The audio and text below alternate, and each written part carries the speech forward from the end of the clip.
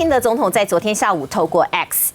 也发文祝贺川普当选美国的第47届的总统。他说有信心台美将继续扮演区域稳定的基石。而另外我们看到美国的国务卿未来会是谁呢？外界有点名欧布莱尔，他曾经来过台湾，接受小英总统的这个特种大绶锦星勋章。那个时间点呢，我们看到他也来看当时这个担任副总统的赖清德总统，两个人曾经也见过面。那比较特别的是，欧布莱尔他转推赖总统的推文，转推他的就是转贴他的贴文啦，所以呢，外界认为如果他真的当选了国务卿，那对台湾会不会比较好呢？另外，我们来看看，包括我刚刚提到的蔡英文曾经跟川普通上电话，是在2016年，那个时候川普第一任总统的时候。那这一次呢，赖清德总统会不会跟川普也能这个有热线？外界也都在揣测。我们来看看。正式宣布，资政林信义将率团赴 APEC， 总统有很高的期待。台湾愿意和 APEC 伙伴携手打造一个更公平、更具包容性的国际贸易秩序。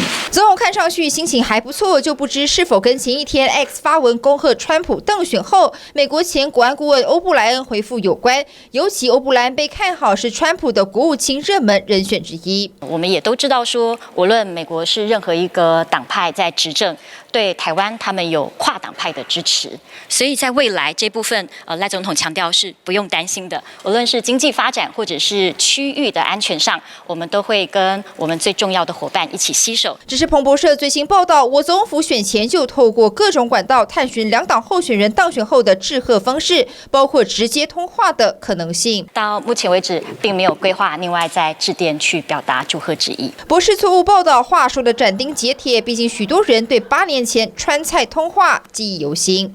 好，来请教向荣哥。如果是欧布莱，他会有个问题，他对台湾对民进党来讲，当然这个利多。那他也就是刚刚的世保委员提到的，来到台湾的时候呢，说台湾的国防经费要到5%的那个。那他也是公开讲过，就是说呢，台湾的每个家里面呢，应该都要发 AK-47的那个。OK， 你要记得这是他讲过的话。但是他还有一个就是如果提了欧布莱恩，那基本上是在向北京示威，因为他是被北京制裁的对象。北京因为他的亲台的言论是把他列为制裁的对象，是不受欢迎的人物。所以如果提欧布莱恩对两岸的那个立场的表达呢，是非常强烈的。在特朗普的身边、川普的身边，应该有许多不太喜欢台湾的人，对台湾不友善的人。那川普会不会做怎么样的安排？我不知道，因为现在去猜人事，反正现在很多人都在谄媚嘛。我说了，看到昨天看到彭佩奥的讲话，告诉大家我其实对川普非常的效忠，许多人都背叛他，但是我还在他身边。我在过去4年，我每天都跟他呢几乎都保持联络。你会看到政治最恶心的那一面，就是他们知道川普要的是忠诚，是 loyalty，所以呢，每个人都争先恐后的表现呢对川普的 loyalty， 可是呢对川普来讲，现在可能还没有去思考到他跟呢就是大国政治的这一块。那中国因为中国我们所理解的中华人民共和国，它有一个特征啊，是叫拍剃头，就是他很在乎边界感。就是人跟人的交往，国与国的交往，他非常在乎边界感。对于呢，你踏过那个边界对他的冒犯，他会有极端反应。所以当你今天要提呢 O'Brien 的时候，他一定会认为呢，那个呢是对于台独的助威。因为 O'Brien 在挺台独这件事情当中来讲呢，在特朗普的、川普的曾经的内阁阁员里面来讲，大概排第1名、第2名了。那如果做到这个样的话，除非他不顾虑的北京的感受，否则我认为他可以挑选的对象呢还很多。何况呢，他在当国务卿的时候，我不认为他特别的出色了。不过就是我们需要去注意的川普，就是说川普在许多台湾被认为很流行的主流价值跟川普都背道而驰。川普呢，在他的 Agenda 47里面呢，他是主张扩大死刑的适用范围，跟台湾的废死不一样。他认为贩卖人口死，贩毒呢就是那些头号的贩毒犯死。他是准备扩大呢死刑的适用范围的。他对林玉婷的意见他是公开表达过的，就是他对于性别，他说美国的法律里面将来只有2个性别，什么93种性别，只有2个，男的跟女的，而且是原生男跟原生女，连变性他都不认的。他的态度跟台湾过去跟着美国的那个就是说比较多元主义的方向走到今天所呈现出来那个样貌，川普的大回潮。他所代表的那种的民粹主义跟保守主义的大回潮，已经没有人在乎川普是不是一个好人，他是个盖的，我相信大家都有看法。他身边的，甚至于连他亲近的家人背叛他的，出来写书公干他的，都有啊。曾经呢，他带过的这些的幕僚，你很少看到有一个领导人，他带过的幕僚几乎呢全部都站到对手的身边去，那个呢也很少有啊。可是对，但是今天重点就是说大家他的选民不在乎这一点，选民知不知道呢？他可能会有官司的问题，知道选民相不相信呢？他嫖妓买所以会被告，相信选民呢认不认为呢？他做生意的时候呢，常常会有一些呢不干净的手法，大家知道，可是大家都不在乎，而呢他要捍卫的、公开的表达的对那种的最保守的那个立场、最传统的美国已经回来了，所以过去跟着美国走的，现在都会非常困扰。是我们现在要不要转弯哦？就是有一点骑虎难下。观众朋友，我们来看看，包括我们的国安团队，包括我们的行政院，包括我们的国会，大家都在质询这件事情。来看看。川普曾说台湾偷走美国晶片产业，但林佳龙认为台美是分工互补。至于这保护费说，他认为这只是选举语言，没有讲保护费用这个字啦。有啊，他有讲保护费啊。我们讲说，他讲到付费了，我们本来就在付费，因为为我们自己的国防，我们那么多的那个国防预算，他没有驻军呐啊，我们自己在支持我们庞大的这个军力嘛，我们采购了200亿的美金的这个军购案呐。他都还没有办法给我们了，他也有点理亏啊。说这不是保护费，是服务费。而同场接受备询的还有陆委会副主委梁文杰。短期之内，台海局势不会因为有空窗期，然后出现变数。大陆可能比我们更头痛。陆委会认为，短期对岸对我不会有太大改变，研判陆方会优先处理美中关系。没选后收场外交质询，看得出来，蓝绿白都希望中央未来得更加用点心。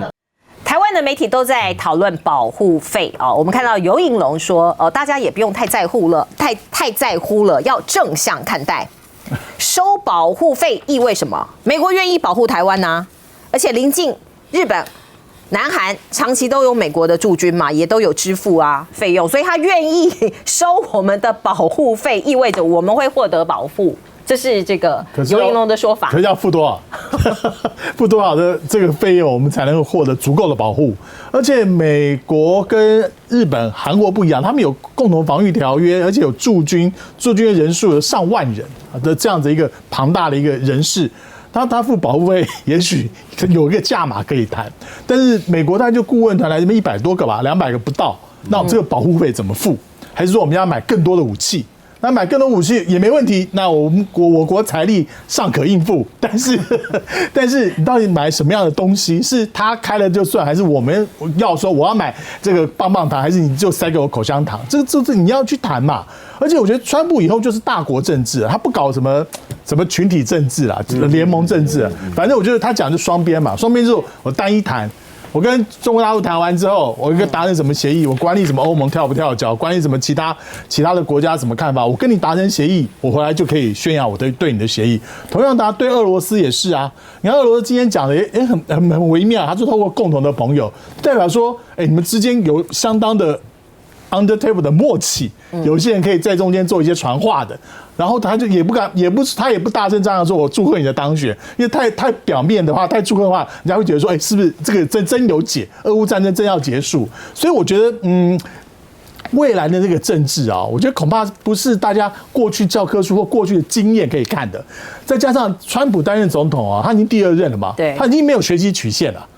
第一任有学习曲线的问题，还搞不清楚是 A 是 A 还是 B 是长怎么样子，他的内心世界跟他的真实面是如何，他完全第一天上任的时候就可以马上去 push 他要做的事情啊，所以包括他用的人都第一天能够去执行他的事。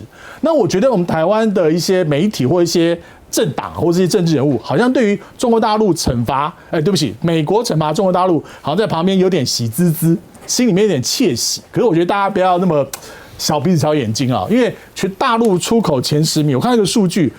有6个还是5个是台商如果是你去做这些产品的提高关税也好，制裁也好，其实伤的是我们自己台商。是。那我前一阵子听到一个就台商的资讯业大佬，他说他也很想把厂弄去印度、弄去越南，但是生产力差4倍啊，他宁可在大陆呢换成自动化生产，降低他的人事成本、招募成本，他也还是要把厂放大陆，因为生产力的问题啊。所以我觉得在这个事情上面，我觉得台湾不能够只是好像笑看美国制裁大陆，如果中间有我们台商在里面，我们该怎么办？没有，我补充一下吧。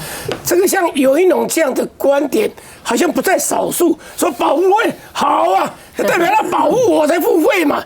他根本就把这个东西叫做随便说什么。他这里面讲的保护费，其实大家都很清楚，2大重点，一个就晶片，一个就是什么军购。就这2个你要大幅的来增加。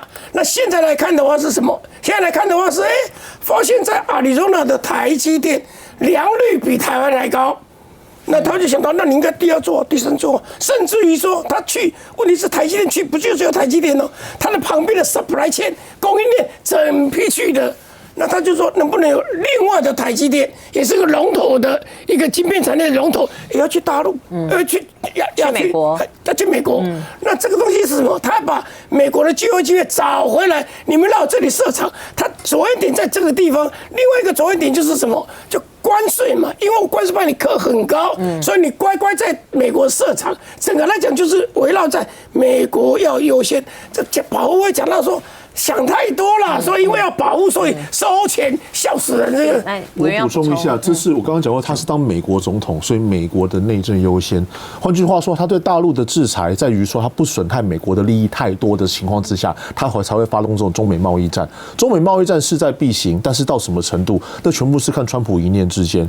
第二个，其实刚刚讲保护费这个事情，其实我比较担心的就是说，其实当在美国的政界里面有2种声音，一个是左派，也就是以民主党为主，他们是相信所谓的民主价值，但是一边是右派，是 Democrat， 那是 Republican， 就是右派的时候，他们是比较觉得比较在国际现实里面比较务实的一派，就是说补给线太长，如果我们要打，一定要打赢，不然美国国威会有损。可是，在这个前提之下，变成是说这次是民主党大输的时候，变成说这几左派的这个说保护全球民主价值、保护全球民主村的这个想法，甚至我很担心说未来是不是碳税是不是就不收了？不，对台湾不见得是坏事，可是对全球的暖化是件坏事。因为川普不相信全球，对川普很多东西都不相信，所以说这个前提之下，我们会看到说，川普会不会说最后面就什么都不管，就是我不派兵。就算我知道 OK， 我也不派兵，因为这对我派兵，我派美国人到台湾去送死，我怎么跟美国人交代？他是美国总统，这才是我们现在最应该担心的地方。我们现在遇到一个不是全球的美国总统，是个美国人的美国总统。What's American interest？ 什么是美国人的利益？这我们应该从务实的角度来去看这国际政治。好，我们先进一下广告。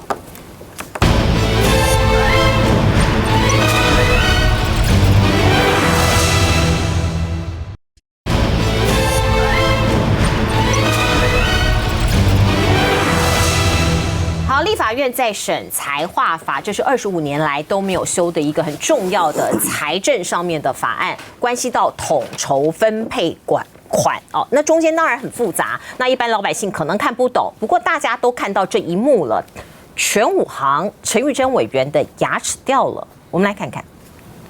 好，昨天立法院排审财划法，在离场的时候，蓝绿爆发激烈的推挤冲突。召委陈玉珍还被民进党立委赖慧媛和陈培瑜拉住，却被绿营发现，早在礼拜1的时候，冲突就松脱了，就被痛批是无耻，还公然说谎。不过徐小新今天再度抛出当时的照片，说陈玉珍的牙齿会断，就是赖慧媛用的，带你一起来听。到这里就有图为证。赖慧媛的手捂着陈玉珍委员的嘴巴，用暴力的方式去压迫他的嘴巴，当然会伤及牙齿啊！所以这就是证据，非常明确的证据，就是赖慧媛让陈玉珍召委的牙齿受到了2度伤害。好，透过照片可以看到，当时陈玉珍被压在桌子上的时候，赖会员的手就刚好碰触到陈玉珍的脸，而这个位置就是陈玉珍牙齿松脱的位置。除了这个陈玉珍的事情之外，我们看到这个美国总统现在这个结果出炉了，川普再度回到白宫，那对我们的影响当然很大哦。大家刚刚都讲到保护费的事情，这个湘龙哥有要补充？我补充一下就好了，因为川普对台湾的冲击会有很多的面向，有许多是价值面向，这我们刚刚谈过了。他的价值跟台湾过去几年被民进党当作神主牌的，不管是台独、反核、废死、同婚，我告诉你，跟川普都不同调。所以你那两面神主牌4面的东西呢，对民进党来讲都会是困扰。你只能够用钱呢去打动他，看到钱他会有反应的，川普会有反应，包括在2016年、17年的时候，他会接蔡英文的电话，钱嘛。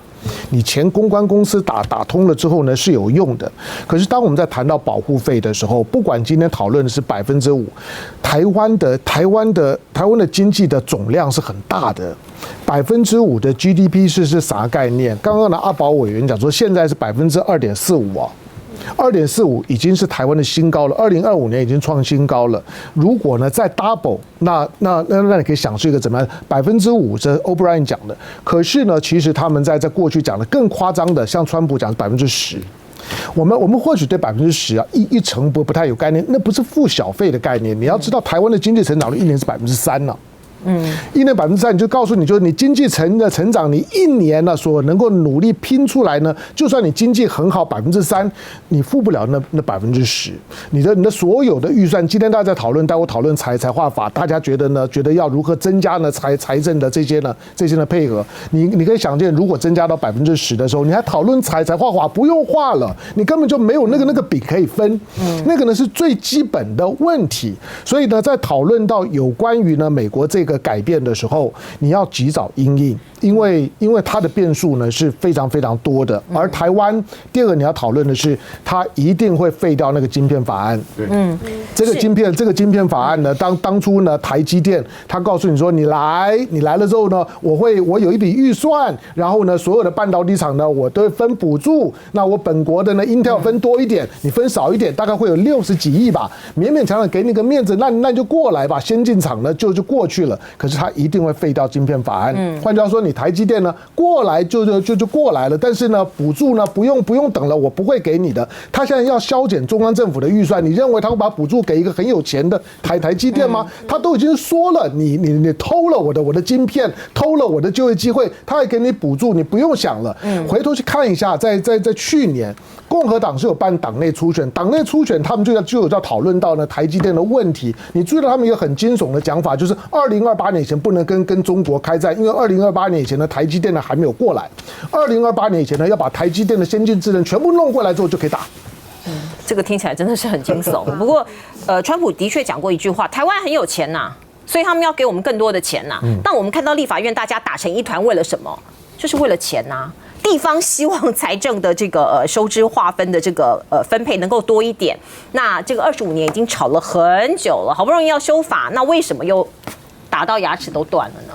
委员，我那天其实我说还原一下，这个不是只有礼拜3的是冲突，其实礼拜1就开始了。那礼拜1其实早上我去签到一下，那时候他们家在发言，大家在发言，我记得发言了5轮嘛。到发言了5轮，看到他们就在发言的时候，我就在那边看完之后我就先走。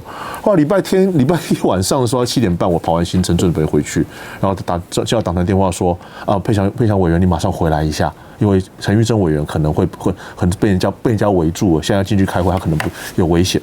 我说怎么会这样？有危险？对，我就先跑回去了，我就这么先跑回去。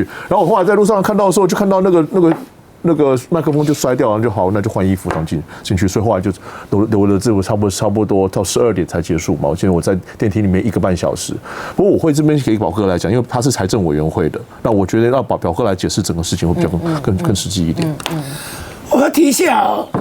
这个民进党昨天的抗争就是没有讨论，怎么没有讨论呢？他说3分钟，总共前面在之前半年了，从上个会期罗明才当召委到现在半年多来，总共7、8次、8、9次的，包括委员会，包括考察，包括2次的公听会，包括请各县市的这个财政的局长。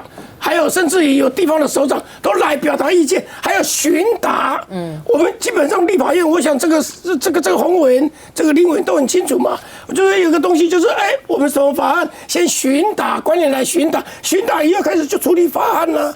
那询答都已经询答结束了，然后呢，这个礼拜排了3天，上一次的话2个礼拜前，陈立正也排了。都让他们尽量讲，一直讲到礼拜一的时候，讲到晚上11点多，他们没有话可以讲的时候，第5轮讲没有人要讲了，因为他购买要喂，差不多了，对不对？那这个重点在哪里？就是25年前中央跟地方的一个钱的分配，中央拿6成，地方拿4成。现在呢7比3，中央整个就全部拿走了，那地方呢只有3成。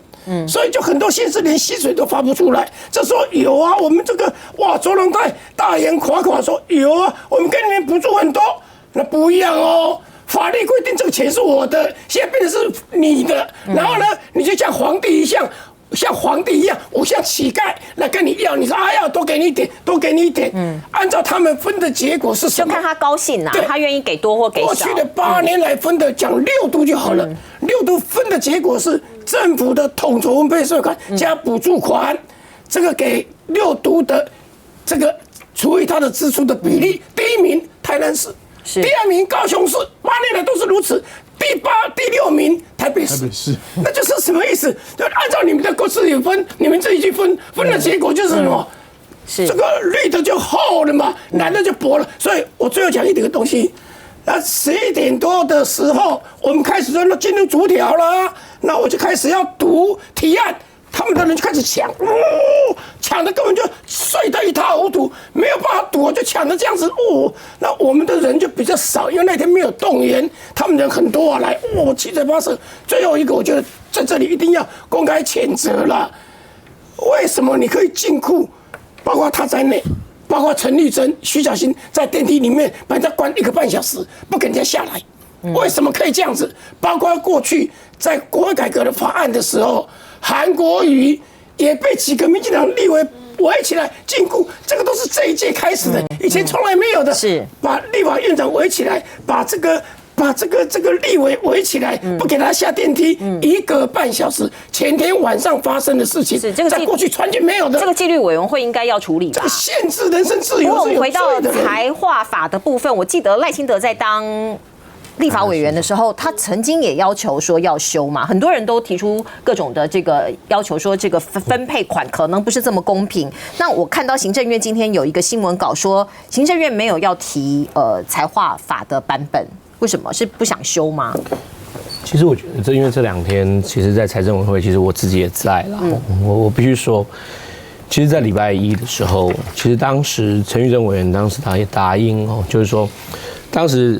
就很多民进党的地方的委员来说，其实并没有反对要修财划法这件事情，没有反对，并没有反对修财划法。就大家都觉得说这个事情是有讨论的空间，但问题有几个事情必须面对。今天地方透过财划法的方法，比方说直接有也许5000亿、6000亿直接划到地方，那这里会牵涉到几个问题，比方说中央给一般性补助，或者是计划性补助，之前也很多是补助到地方的，包括有一些类型的预算，比方说国防的预算或等等的预算。假如因为这样子直接的话5000亿、6000亿到地方的时候，那哪一些补助可能会必须要减少？包括比方说国防预算会不会因此而减少？我认为这里面会有很多细致的问题。